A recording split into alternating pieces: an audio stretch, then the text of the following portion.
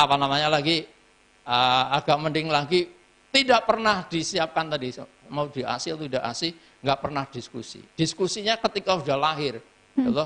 Ini Pak gimana kalau saya harus, wah bapaknya protes, enggak saya nggak mau kamu itu menyusui, gitu. Gitu? Ya enggak, karena suaminya nggak mau, akhirnya gagal, gitu. Atau maunya setengah-setengah, gagal pula, karena nggak ada dukungan dari sekitarnya. Jadi dukungan sekitar ini penting sekali. Tapi dukungan itu akan bagus kalau jauh sebelum melahirkan sudah dibicarakan, gitu ya. Jadi itu penting sekali perencanaan itu. Jadi, Prof, kalau kita melihat ini kasus stunting ini di Indonesia ini saat ini seperti apa ini, Prof? Ya, jadi saya bicara angka ini. Jadi ceritanya di Indonesia itu sampai dengan 2018 itu semula kan 37,2%, kemudian 2018 turun menjadi 30,8%. Ya.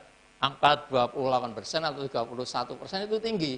Ya, ini jangan sampai masyarakat itu nggak paham. Ya, emangnya 30% atau 31% itu tinggi? Ya tinggi lah. Ngitungnya gimana? Ngitungnya itu harusnya begini. Ya, 31% itu artinya di setiap 100 anak ada 31. Ya, di setiap 10 orang minimal ada 3. Ya, jika ada 10 orang, maka 3 diantaranya itu stunting. Itu kan angka yang besar. Tinggi, ya. Kalau itu 1 juta, bayangkan itu berapa? Kan 310 ya, atau mohon maaf, ya benar 310 anak itu stunting kalau dari 1 juta. Jadi itu angka yang besar, ya, angka yang besar. Kalau itu dari 9 juta, tinggi sekali. Ya? Kalau itu dari 25 juta, banyak sekali. Bayangkan, anak-anak kayak gini kok besok mau memimpin negara. Anak-anak yang stunting tadi kok mau bikin negara. Gimana jadinya? Nah, apa yang tidak diharapkan kalau tahun 2045 ketika visi Indonesia Emas 2045 itu diharapkan terjadi, tapi karena hari ini maksud saya hari ini tanggal berapa ini? 19 Agustus 2020 masih banyak anak stunting. Bayangkan itu. Karena apa? Anak yang lahir hari ini atau balita hari ini, besok di tahun 2040 adalah 25 tahun. Adalah anak-anak yang masuk usia produktif. Oke? Kalau yang balita sekarang itu maknanya di tahun 2045 30 tahun. Mestinya mereka sudah masuk kantor, masuk ini dan jadi namanya middle manager, atau middle manager. Ceritanya ini begini, ceritanya ini yang ironis ya. Jadi Indonesia ketika membangun Indonesia Emas kayak gitu, diperkirakan kalau masih kayak gini nanti akan ada defisit terutama middle manager. Middle manager itu apa? Setingkat direktur, GM, general manager gitu kira-kira. Sekretaris eksekutif. Itu apa? Itu mengalami defisit. Supply-nya itu jauh lebih rendah. Supply-nya cuma 10%. Sedangkan demand-nya itu kira-kira 116%. Jadi ada defisit kurang lebih 106%. Ya, jika dipertahankan seperti ini. Bayangkan itu. Padahal adalah middle manager yang akan jadi mediator antara senior manager dengan entry level. Inilah yang sangat menentukan sukses atau tidak suksesnya nanti 2045. Sangat tergantung kualitas middle manager.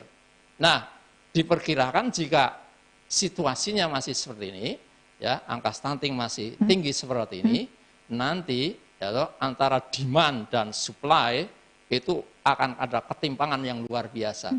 Butuhnya 110 middle manager, yang ada cuma 10. Gampangnya. Terus ini yang 106 gimana? Butuhnya 116 nih. Yang ada cuma 10.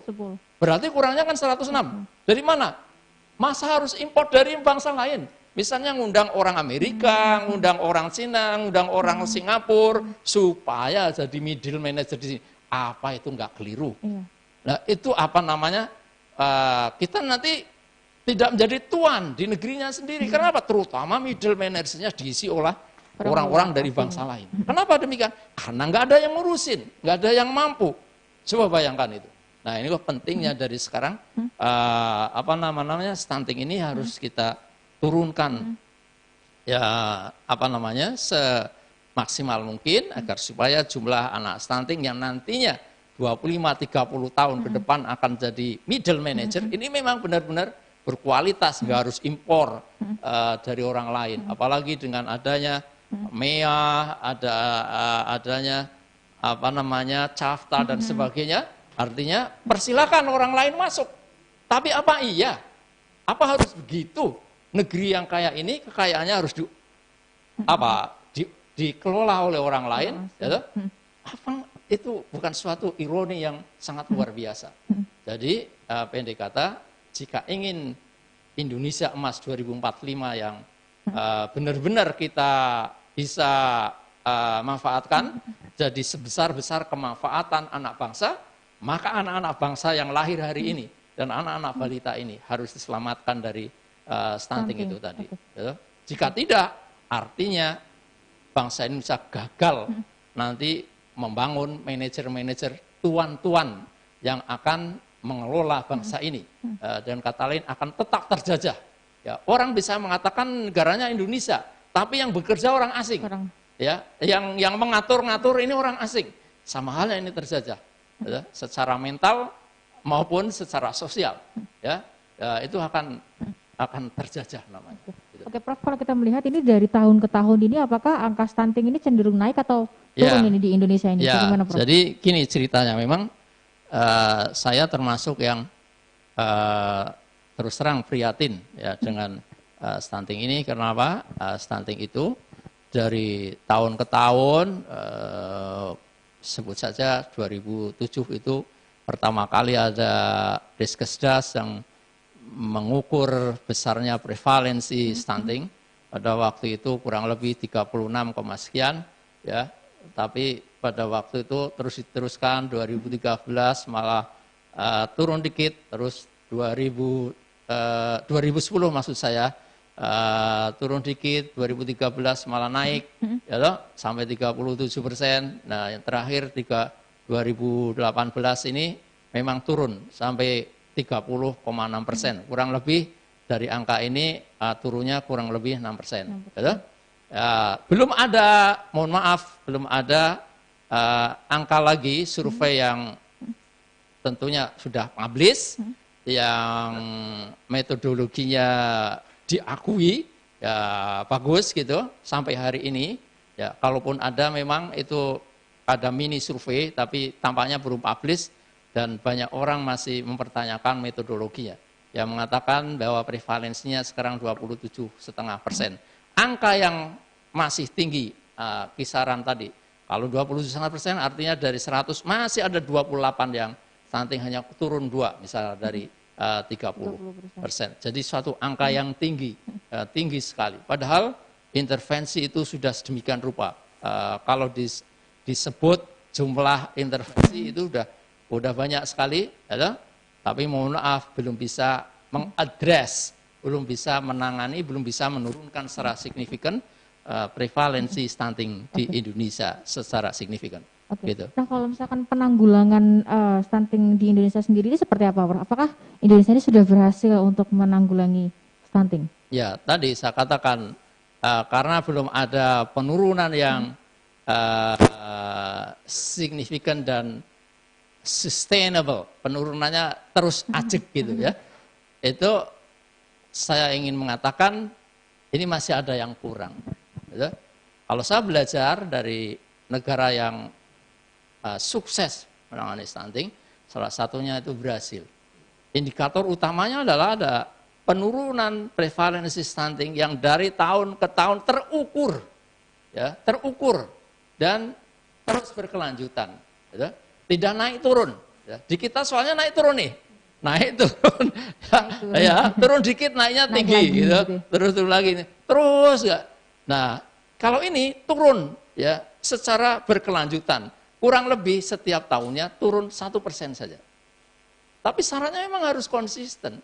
Dan justru kalau ada penurunan yang aneh, ya, turun setahun kok 6%, setahun kok 10%. Itu unbelievable.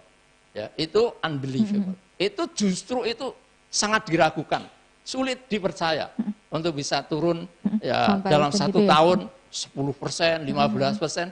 Mohon maaf kalau saya boleh menyampaikan kepada siapapun, pada pembuat kebijakan, ya para pemerintah, jangan suka-suka punya mimpi yang seperti itu. Lebih baik bangsa ini diajari untuk menjalani struggle ya seperti ini, tapi ada dasar ilmunya, lalu effort yang bagus, ya toh, berkelanjutan, ada penurunan yang terus kontinu, meskipun itu hanya 1%, itu sudah bagus sekali. Akan continue tadi. Asal ya? kontinu, 1%, 1%, 1%. Jadi mohon maaf kalau saya boleh sarankan pada pemerintah pembuat kebijakan, kalau bikin target yang realistis saja, ya, yang edukatif.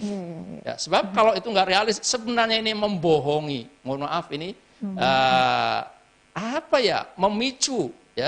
memicu anak bangsa ini berbuat justru kurang baik.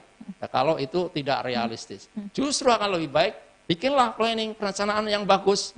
Ya, siapkan bahwa intervensinya adalah efektif, bisa menurunkan setidaknya 1% per tahun, tapi terus berkelanjutan.